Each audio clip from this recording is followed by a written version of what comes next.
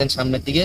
তো সেক্ষেত্রে এখানে ফাঁকা থাকবে, ফাঁকা থাকলে আপনি এখানে 5 মিলি নাট আছে, ছোট একটা ডালি দিয়ে এটা লুজ দিয়ে এই পিছন থেকে অথবা প্লাস দিয়ে এটা একটু টান দিলে এদিকে আইসা পড়বে, এই লুপারটা আপার লুপার এদিকে আসলে তখন আর এই সমস্যাটা হবে না। অ্যাভেলেবেল আমাদের এখানে আরো অনেক মেশিন আছে, এই পর্যন্ত প্রায় অনেকগুলো মেশিন আমি নিজে সেট করছি। তো অ্যাভেলেবেল এই সমস্যাটা হবেই।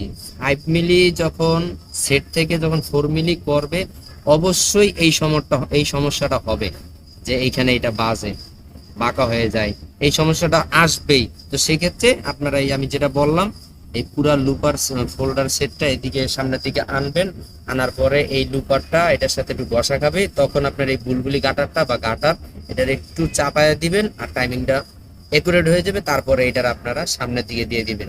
এই মূলত 5 থ্রেড থেকে 4 থ্রেড করতে গেলে এই সমস্যাটা সব মেশিনেই হবে।